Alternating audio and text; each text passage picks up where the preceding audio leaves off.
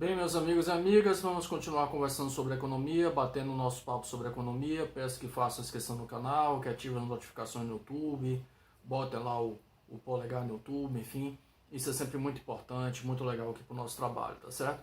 Bem, nos últimos dois vídeos eu saí um pouco do meu tema predileto, né, no meu tema principal, assim que eu gosto de estudar, de trabalhar, que é a macroeconomia do Brasil, e conversei com vocês sobre um tema mais de finanças corporativas, né, que é o valuation, uma metodologia para apuração do valor de uma empresa. Portanto, eu saí do mundo da macroeconomia, né, e entrei no mundo das finanças corporativas, das finanças empresariais, enfim, é um assunto que eu gosto.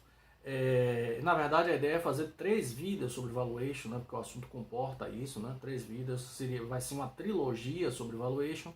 Eu faria inclusive esse vídeo sobre valuation agora, né, mas eu adiei o terceiro vídeo sobre valuation.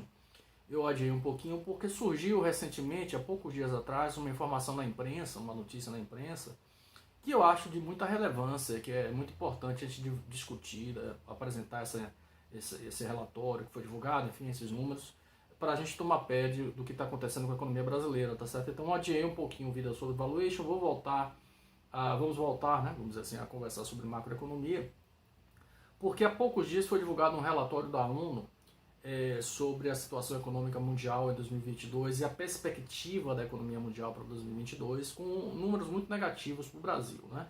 Isso foi divulgado na imprensa, mas eu vou começar o nosso vídeo de hoje com esse slide aqui.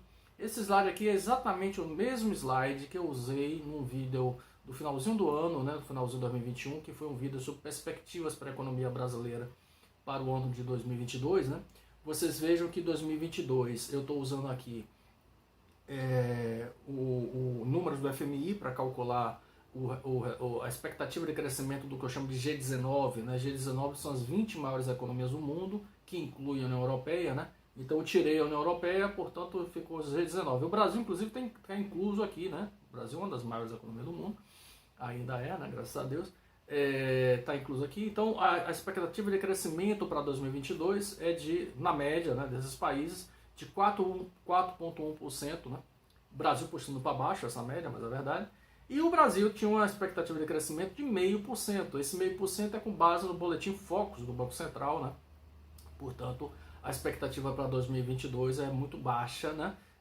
Já era, né? E essa expectativa está piorando, vamos dizer assim, porque o próprio boletim Focus, que dava essa expectativa de 0,5% de crescimento, o último boletim Focus que a gente tem disponível, que é do dia 14 de janeiro, né? 14 de janeiro é o último, ele caiu essa expectativa, caiu para 0,29% de crescimento, né? Então a expectativa de crescimento é muito negativa para o Brasil para 2022, né? Muito ruim, praticamente zero, né? E aí é que entra o relatório da ONU, porque o relatório da ONU, que é esse aqui, né? World Economic Situation Prospects para o ano 2022, né? Está disponível na internet, vocês podem baixar, eu já baixei, já li, né? Tem muitas informações interessantes, né, sobre a economia mundial, né? Traz números muito, muito ruins, uma compilação de números muito ruins, né, para o Brasil, né?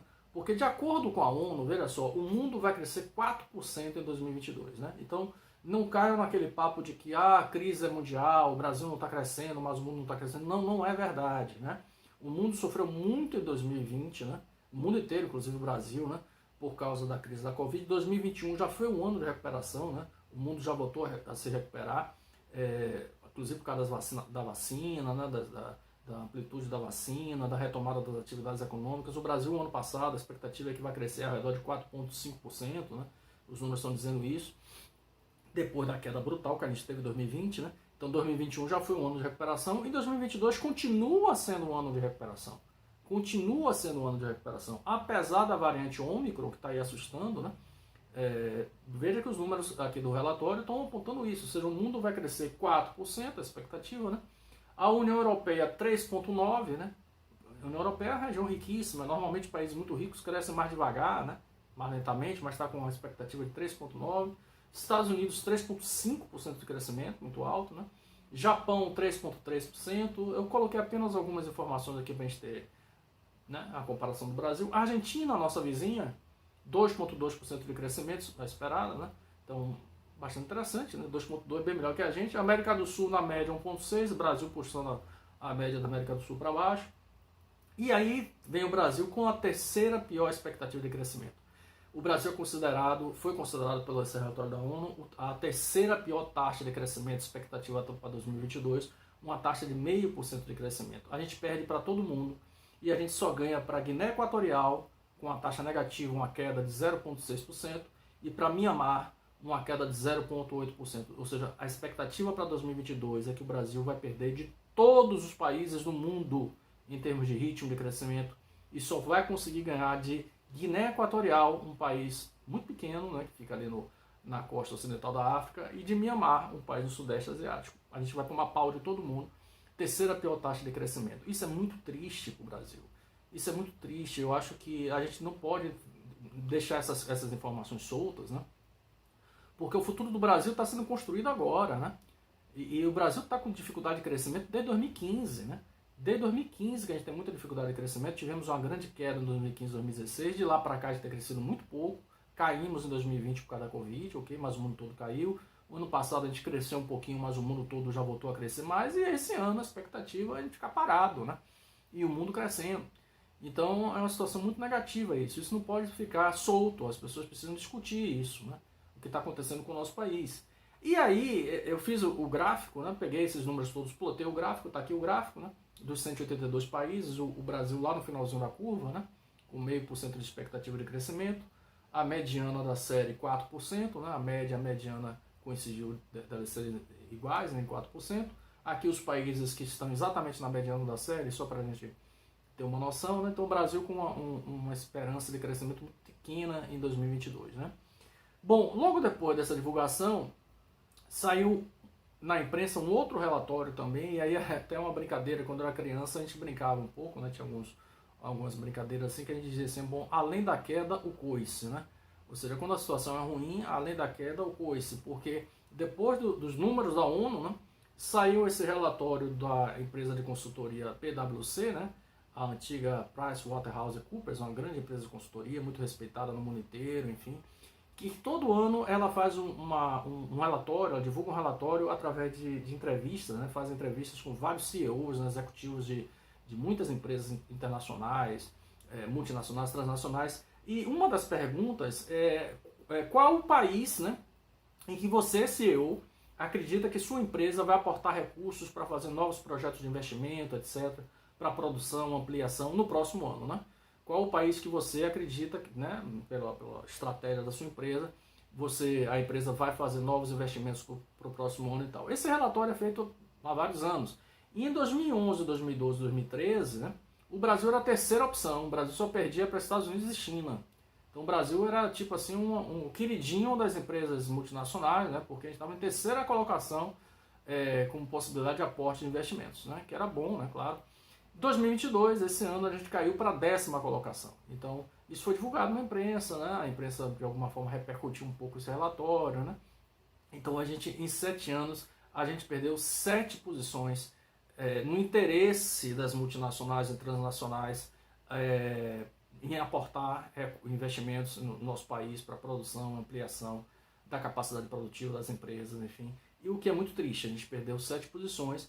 Então, são duas notícias que juntas apontam para a mesma direção, né? A fraqueza, a incipiência da economia brasileira. A economia brasileira não cresce e aí o desemprego persiste, né? As más condições sociais persistem por causa do desemprego, enfim. E isso precisa ser discutido, isso precisa ser trabalhado. A minha tese que eu defendo é que o Brasil tem problemas estruturais, inclusive explicados pela própria ideologia que tomou conta do governo federal desde 2015, tá? Então, independente do governo Bolsonaro, a gente tem problema desde 2015, mas a gestão Paulo Guedes Bolsonaro, né, a gestão atual, eles não melhoram o quadro, essa gestão não melhora o quadro, né, talvez até piore o quadro, né, porque o grau de instabilidade, de turbulência política, de instabilidade institucional, né, é muito grande, né, isso cria muita dificuldade, muita instabilidade para os investidores, né, isso é muito sério. E a gente não vê no Ministério da Economia, ou no Banco Central, no Banco Central, a gente não vê uma política econômica capaz de tentar tirar o Brasil do atoleiro, né? A gente não vê uma política econômica para tentar estimular a economia. O Banco Central não está conseguindo controlar a inflação, né, com muita dificuldade para controlar a inflação, a gente estourou meta, estourou teto de meta tudo ano passado, que dirá crescer a economia. Portanto, a gente tem muita dificuldade com a inflação, muita dificuldade com o crescimento econômico. A gestão Guedes e Bolsonaro, ela já pegou o barco andando, tá? Porque os problemas vêm de 2015. Mas a gestão não consegue melhorar esse quadro. Enfim, é muito triste isso, mas esses números precisam ser discutidos, precisam ser divulgados, né? Que a gente possa comentar e entender o que está acontecendo no nosso país, porque isso afeta nós, nossos filhos e um dia nossos netos, né? Enfim, tá aí os números divulgados essa semana.